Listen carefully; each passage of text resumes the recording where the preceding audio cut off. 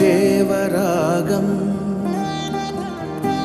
జ్ఞానయోగం వ్యాసపీఠం బహువేదశాస్త్రం బోధామృతహిత శ్రీమన్నారాయణం శివగౌరీ సంభాషిత సకల పురాణం అష్టాక్షరి పంచాక్షరి మంత్రావరణం అఖిల దేవతా సంస్తుతి పారాయణం జయమంగళకరమీ ప్రవచన శ్రవణం అనుదినము శుభము సుఖము జీవన గమనం దేవరాగం జ్ఞానయోగం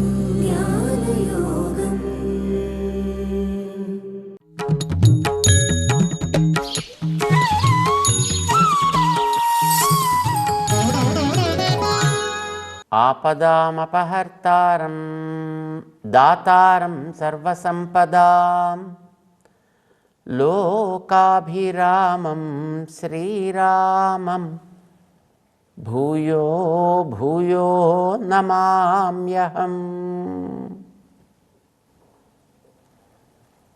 జై శ్రీమన్నారాయణ. ప్రియ భగవద్బంధువులారా,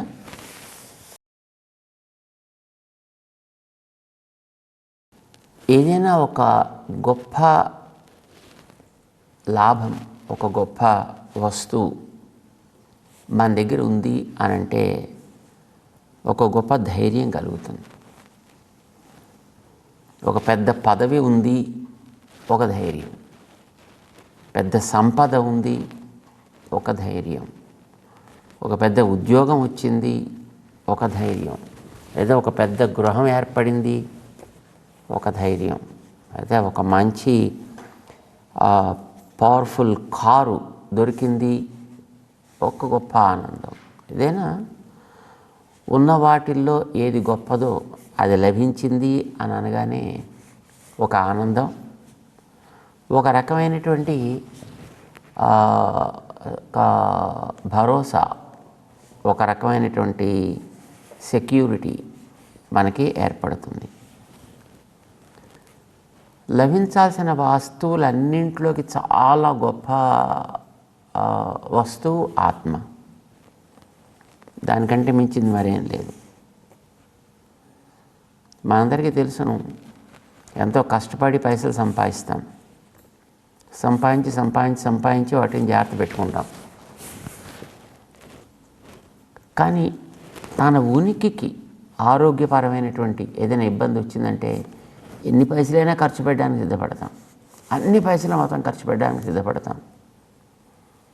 పోనీ ఇంత చేసినా పోనీ వాడే పర్మనెంట్గా బతికుంటాడు అక్కడ ఈ లోకంలో, ఉండడు అని కూడా తెలుసు.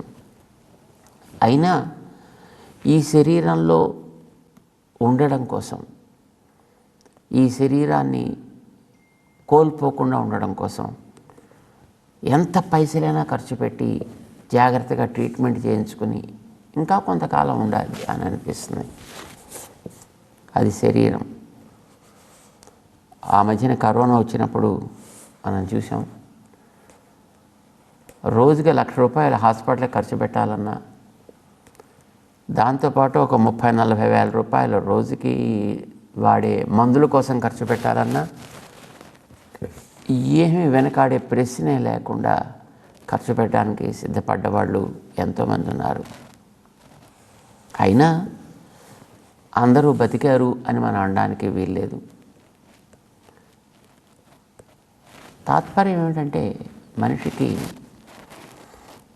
ఎన్ని సంపాదించుకున్నా భౌతికంగా ఈ ప్రపంచంలో అవన్నీ ఖర్చు పెట్టైనా తనని తాను జాగ్రత్తగా ఉంచుకోవాలి అనేటటువంటి ఒక కోరిక, ఒక ఆశ, ఒక ఆర్తి ఏర్పడుతుంది. ఎందుకంటే అన్నిటికంటే తన ఉనికి అనేది చాలా ప్రధానము అని అనిపిస్తుంది. తన ఉనికి ఎక్కడ? శరీరంతో ఉండడం అన్నమాట. శరీరం మీద ఆశ పెంచుకోవడం చేత ఆ రకంగా అనిపిస్తుంది. కానీ కొంచెం బుద్ధిమంతుడైనటువంటి వ్యక్తికి శరీరం యొక్క లక్షణం తెలిసి ఆ శరీరం తాత్కాలికంగానే ఉంటుంది, అది కూడా పోక తప్పదు. కానీ ఆ పోయే శరీరంతో తను ఈవేళ కలిగినటువంటి ఒక గొప్ప జ్ఞానాన్ని కోల్పోకుండా ఉండాలి అనే స్థితి కనుక తెలిస్తే, అది అవగాహన కలిగితే, దానికోసం ఏమైనా చేయడానికి సిద్ధపడతాడు. ఆ నిజమైనటువంటి ఆ జ్ఞానం ఏర్పడితే, ఏమంటాం దాన్ని, ఆ రియలైజేషన్ వాడి కనుక నిజంగా ఏర్పడగలిగితే, అంటే ఈవేళ మనకి ఈ మానవ శరీరంలోకి వచ్చాం. సో ఒక స్పష్టత ఉంది మనకి. నాకు ఉండేటువంటి ఒక తెలివి, నన్ను నడిపే ఒక తత్వం, నేను చేసేటటువంటి ఒక పని, ఇది ఆనందాన్ని ఇచ్చేది కావాలి, ఎప్పటికీ ఉండేది కావాలి, అన్నికంటే గొప్పది అయి ఉండాలి. అలాంటిది ఆత్మకు ఉండేటువంటి జ్ఞానము అనే ఒక ఇంగితం కనుక ఏర్పడ్డట్టయితే, బహుశా దాన్ని పొందడానికి, ఏమైనా చేయడానికి, అది లభిస్తుంది అని తెలిస్తే దానికోసం ఏమైనా చేయడానికి సిద్ధపడతాడు వ్యక్తి. అంటే లక్ష్యం అది అయినప్పుడు అన్నమాట. మన రామానుజుల వారి చరిత్ర వింటుంటాను చూడండి. రామానుజుల వారికి తన సుఖం కంటే ఇతరుల సుఖం మీదే ఎక్కువ దృష్టి. ఈ ప్రపంచంలో అజ్ఞానంలో పడి మగ్గుతూ ఉండేటటువంటి జనాన్ని చూసినప్పుడు వీళ్ళందరికీ మంచి జ్ఞానం కలిగించి వీళ్ళందరినీ భగవన్మార్గంలో నడిపిస్తే బాగుంటుంది అని వారికి అనిపించింది.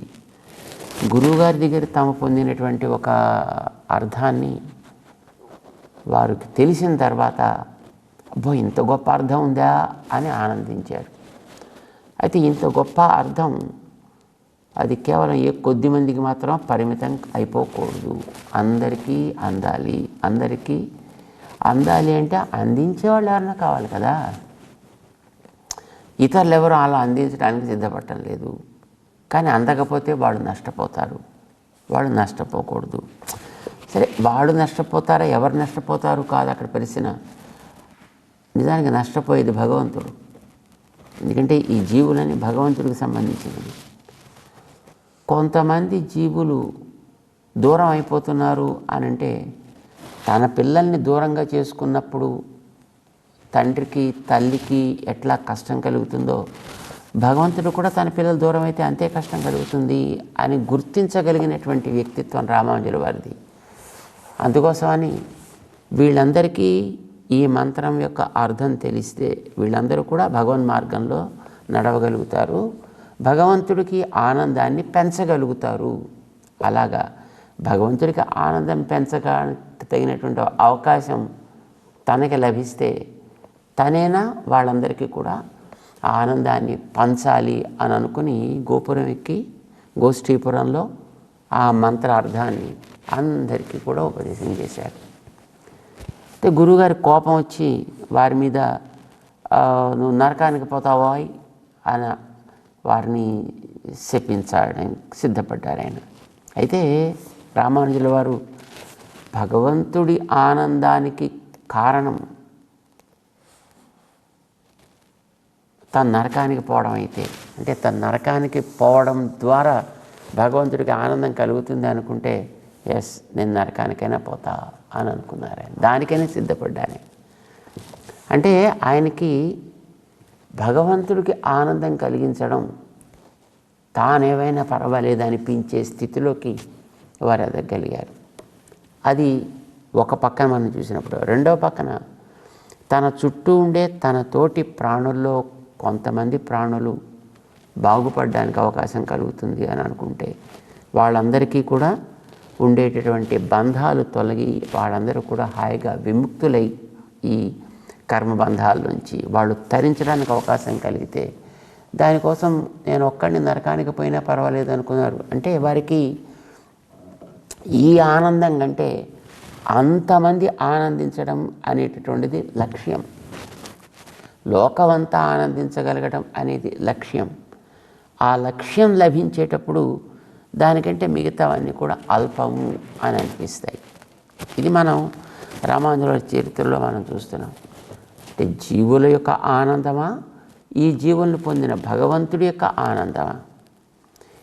ఈ రెంటికి తను నరకానికి పోవడమే ఒకవేళ కారణం అంటే దీనివల్లనే వాళ్ళకి ఆ రకమైనటువంటి ఆనందం కలుగుతుంది అనుకుంటే నాకేం పెద్ద పర్వాలేదు అనుకున్నారు. నాకు నరకం వచ్చినా దానివల్ల కలిగేటటువంటి నష్టం ఏం లేదు. వాళ్ళు తరించారనే ఆనందమే అధికం. ఆ అధికమైన దాని ముందర మిగతావన్నీ కూడా అల్పము అని అనిపించే వారికి తన సుఖం కూడా అల్పము అని అనిపించింది. ఐ థింక్ ఎవరికైనా అంతే. ఏది మనకి లక్ష్యం? ఆత్మలక్ష్యమా, శరీరం లక్ష్యమా, లేదు శరీరానికి కలిగేటువంటి సుఖాల లక్ష్యమా, ఆత్మకు కలిగేటువంటి సుఖాల లక్ష్యమా? ఇది అక్కడ ప్రశ్న. శరీరానికి కలిగే సుఖాల లక్ష్యం అని అనుకున్నప్పుడు ఆ శారీరక సుఖాలు పొందడం కోసం దేన్నైనా వదిలిపెట్టడానికి సిద్ధపడతాడు.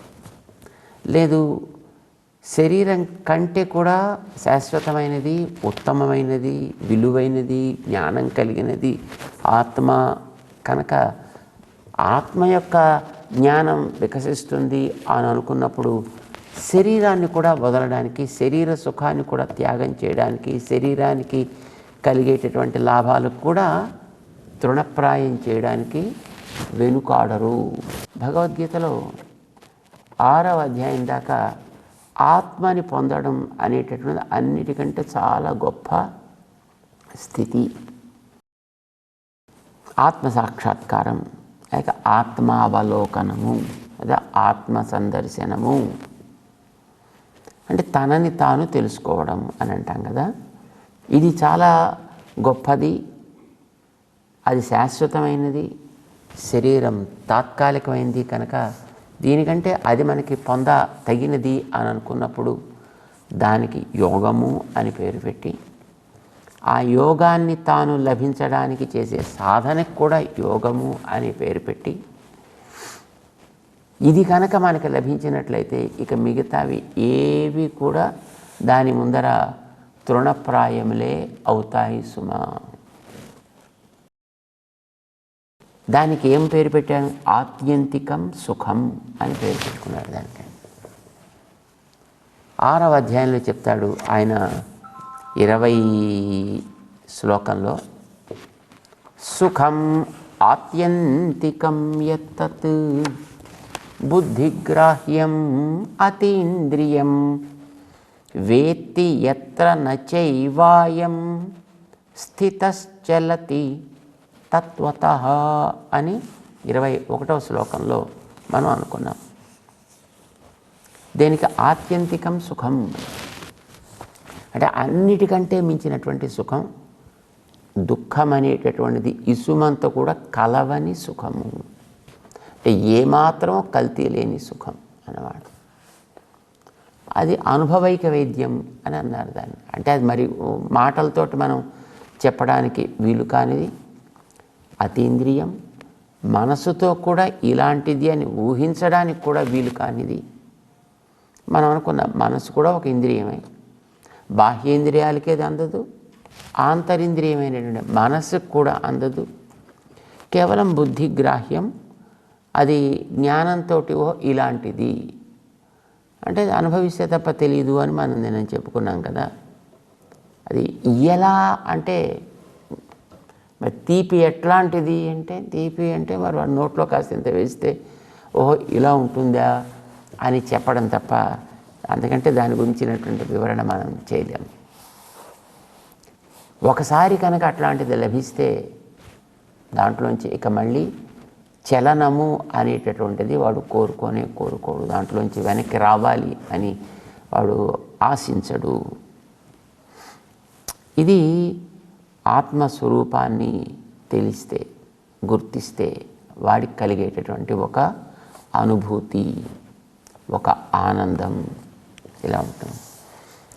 దీని మీద మనం నిన్న 2 అనుకున్నాం. ఒకటి, వాడు దానిని అభ్యాసం చేస్తూ ఉండేటప్పుడు కలిగే ఆనందం ఒకటి. రెండోది, అభ్యాసం నుంచి బయటకు వచ్చినప్పుడు కూడా వాడికి ఉండేటువంటి స్థితి ఎట్లా ఉంటుంది. ఇది 2 రకాలు. ఒకటి, అభ్యాసం చేస్తుండేటప్పుడు చుట్టూ ఏ రకమైనటువంటి ఇంకా వాడికి విచలితం కానటువంటి స్థితి ఉంటుంది కనుక వాడు ధ్యానంలో కూర్చుని ఉంటాడు, దాన్ని దర్శనం చేస్తూ ఉంటాడు, సాధన వాడు చేస్తూ ఉంటాడు కనుక అది ఎప్పుడు అలా కనిపిస్తూ ఉంటుంది, ఆనందిస్తూ ఉంటాడు. కానీ 24 hours దాంట్లో కూర్చోలేడు కదా ఆవిడ. మళ్ళీ అప్పుడప్పుడు దాంట్లోంచి బయటకు వస్తూ ఉండాలి. శరీరం అంటూ ఉన్నప్పుడు శారీరకమైనటువంటి కొన్ని నియమాలని, కొన్ని ధర్మాలని ఆవిడ పాటిస్తూ ఉండాల్సి వస్తుంది. అంటే మళ్ళీ ఉదయం పూట ఏ సంధ్యావనం లాంటివో చేసుకోవాలి, మళ్ళీ మధ్యాహ్నం పూట ఏదో కొంత భగవన్ నివేదితమైనటువంటి ఏదో ఒక ప్రసాదాన్ని కాస్తో కూస్తో ఏదో తను తీసుకోవాల్సి ఉంటుంది. మళ్ళీ ఏ రాత్రి పూట ఏదో కొంతసేపు విశ్రాంతి తీసుకోవాల్సి ఉంటుంది. శారీరకమైనటువంటి ధర్మాలు ఇవన్నీ కూడా కొన్ని ఉంటాయి కదా, వాటిని తను పాటించాలి. కనుక యోగ అభ్యాస దశ, అందులోంచి బయటికి వచ్చినప్పటి దశ, ఇవి 2 అన్నమాట. అందులో యోగ అభ్యాస దశలో ఉండేటప్పుడు వాడికి అంతకంటే మించింది మరొకటి లేదు అని అనిపిస్తుంది. అది నిజమైనటువంటి ఆత్మ యొక్క స్వరూపాన్ని కనుక వాడు దర్శించినట్లయితే అది ఈ సాధన ద్వారా లభిస్తుంది. అది ఎలా ఉంటుంది అనేటటువంటి చెప్పిన తర్వాత మరి అప్పుడప్పుడు యోగం నుంచి వాడు బయటకు కూడా వస్తుంటాడు కదా, అప్పుడు ఎట్లా ఉంటుంది అంటే ఈ అనుభూతి ఒకసారి కలిగినటువంటిది బయటికి వచ్చిన తర్వాత కూడా వాడిని అనువర్తిస్తూనే ఉంటుంది, వాడు సాగుతూనే ఉంటుంది. అది ఒకసారి అయిపోవడం అనేటటువంటిది ఉందన్నమాట. అప్పుడు నేరుగా వాడికి అనుభవిస్తుంటాడు, బయటకు వచ్చిన తర్వాత దాన్ని స్మరిస్తూ ఉంటాడు, దాన్ని అదే స్మరిస్తూ ఉంటాడు అన్నమాట. ఆ దశ ఎట్లా ఉంటుంది ఇది మనకి తెలియడం కోసమని 22, 23 శ్లోకాల్లో దాన్ని వర్ణిస్తున్నాడు శ్రీకృష్ణుడు. 6వ అధ్యాయంలో అర్జునుడికి తెలియచేస్తున్నాడు.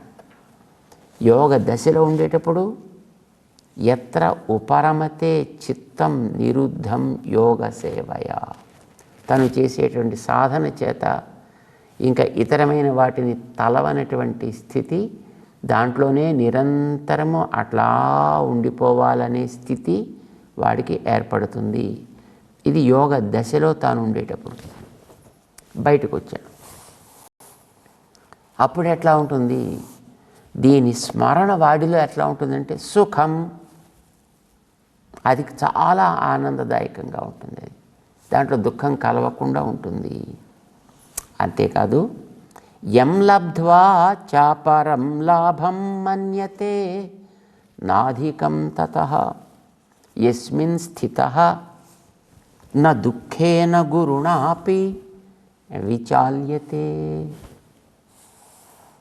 యం లబ్ధ్వా, వాడికి ఇది ఆ ఆనందాన్ని గురించినటువంటి వీడి స్మరణ చేసినప్పుడల్లా ఇక మిగతావి ఏమున్నాయి కనుక, మిగతా వాటిలో ఏమి సారం ఉంది కనుక ఇవన్నీ ఆ కలిగిన ఆత్మానందం ముందర ఇవన్నీ కూడా తృణప్రాయములు అని అనిపిస్తుంది. యం లబ్ధ్వా అపరం లాభం అధికం న మన్యతే తతః, దానికంటే మిగతావి ఏవి నిజానికి గొప్పవి కానే కావు అని వాడు దాన్ని గుర్తించగలుగుతాడు బయటకు వచ్చినప్పుడు అన్నమాట. దాన్నే స్మరించగలుగుతూ ఉంటాడు. మిగతావన్నీ జడ పదార్థాలు కదా.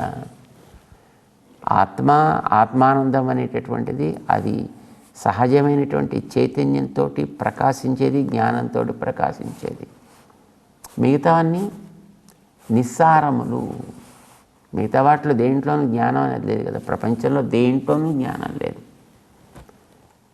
ఇవన్నీ కూడా అచేతనములు అని కదా మనం కనిపించేవన్నీ నిజానికి అచేతనాలే. ఈ అచేతనాలు ఎక్కడెక్కడ ఈ చైతన్యం కలిగినటువంటి ఆత్మ ఉంటుందో అక్కడ మాత్రమే మనకి చైతన్యం కల్పిస్తూ ఉంటుంది.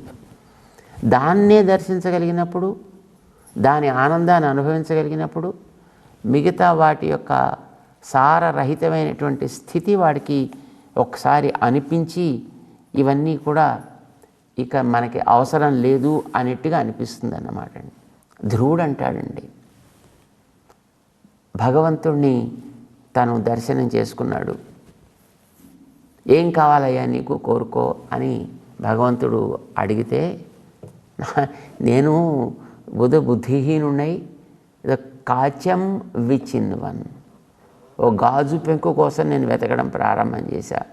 సమవాప్య రత్నం, నాకేమో ఒక అద్భుతమైనటువంటి రత్నం దొరికింది. గాజు పెంకుకి రత్నానికి ఎంత పోలిక ఉంటుందండి, ఎంత తేడా ఉంటుంది.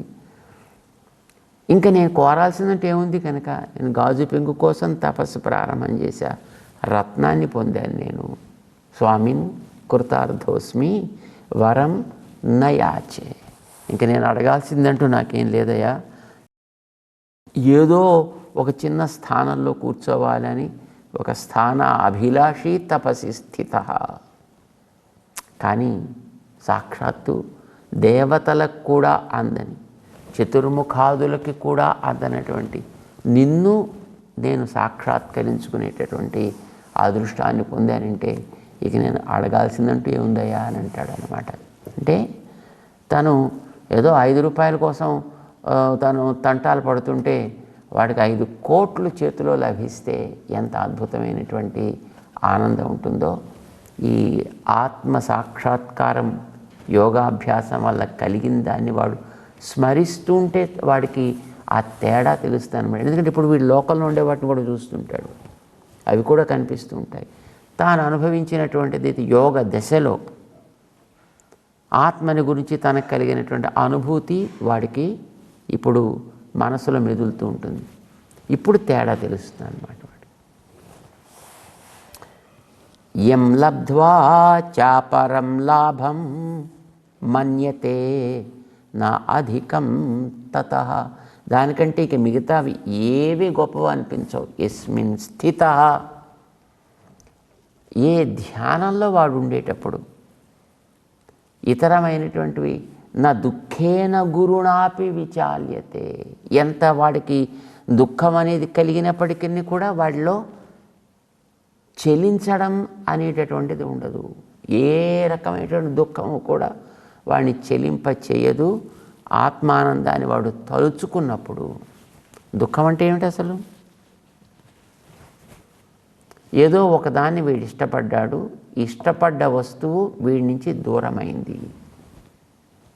లోకంలో ఉండేటటువంటి వస్తువుల్లో మనం ఏదో ఒక మంచిది ఒక సైకిల్ కోరుకున్నాం, ఆ సైకిల్ మన దగ్గర అందకుండా ఇంకోటి ఎవడో తీసుకువెళ్ళాడు. ఒక పండు కోరుకున్నాం, ఆ పండుని మనకు అందకుండా మరొకడెవడో తీసుకువెళ్ళాడు. మనం చొక్కా తొడుక్కోవాలనుకున్నాం, ఆ చొక్కాని మరొకడెవడో తీసుకువెళ్ళాడు. మనకి ఇష్టమైన వస్తువు మరొకటి దగ్గరికి వెళ్ళింది, మరొకటితోటి ఆ వస్తువు ఉంది అని అనుకోగానే వీడికి అయ్యో నేను పొందవలసినటువంటిది నాకు లభించకపోయిందే అని మనస్సులో కలిగేటటువంటి ఒక రకమైనటువంటి చాంచల్యం, ఒక రకమైన ఉద్వేగం, దాన్ని కదా మనం దుఃఖం అంటాం. సుఖం అన్నా అంతే, నేను కోరుకున్నటువంటి వస్తువు ఒకటి నాకు లభించిందే అని మనసులో కలిగినటువంటి ఒక ఉద్వేగం, ఇది అనుకూలమైన ఉద్వేగం, ఆనందం అంటాం. దూరమైందనే కలిగినటువంటి ఉద్వేగం అని దుఃఖము అని అంటాం. అసలు వీడికి ప్రపంచంలో ఉండేవి ఏవి వీడికి అనుకూలం అని అనిపించదు. వాడికి కనుక ఆత్మని గురించినటువంటి ఆ జ్ఞానం లోపల నిలకడగా ఏర్పడగలిగితే, అంచేత ఇతరమైనవి ఏవి అయినప్పటికీ కూడా వాడికి అసలు అది దుఃఖంగానే అని అనిపించదు. వాడికి నా దుఃఖేన గురుణాపి విచాల్యతే, దేనివల్ల కూడా వాడి మానసిక ఉద్వేగం అనేటటువంటి కలగదు. తాను ఏదైతే దర్శించి లోపల ఒక అనుభూతిని పొందాడో, ఒక రకమైన ఉపరతిని వాడు పొందాడో లోపల, అది ఎప్పుడైనా కాస్త లోపల చెలిస్తోంది అంటే మాత్రం వాడు చాలా దుఃఖపడిపోతాడు. అంటే తనకు కలిగిన ఆత్మజ్ఞానంలో ఏ క్షణమైన విస్మృతి ఏర్పడితే అదే వాడికి దుఃఖాన్ని కలిగిస్తుంది తప్ప ఇతరమైనవి ఏవి కూడా వాడికి దుఃఖాన్ని కలిగించవు. యస్మిన్ స్థితో న దుఃఖేన గురుణాపి విచాల్యతే.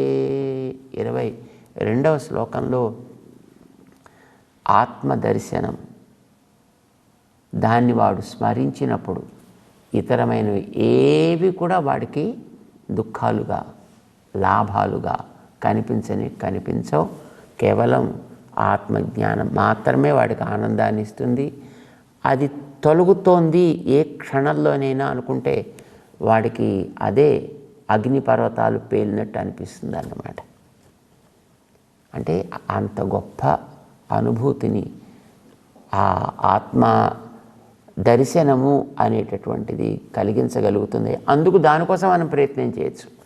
ఇప్పుడు దానికోసం మనం ఎందుకు ప్రయత్నం చేయాలి, ఎందుకు సాధన చేయాలి అంటే అది ఇంత గొప్పదని తెలిస్తే కదా దానికోసం సాధన చేయబుద్ధి అవుతుంది. అందుచేత ఇది ఇంత గొప్పది కనుక మనం దానిని తప్పకుండా పొందవచ్చును అని ఒక ప్రరోచన అర్జునుడికి ఆత్మదర్శనం విషయంలో శ్రీకృష్ణుడు కలిగిస్తూ 22వ శ్లోకాన్ని ఉపదేశం చేశాడు 6వ అధ్యాయంలో. తెలుసుకుందాం. జై శ్రీమన్నారాయణ.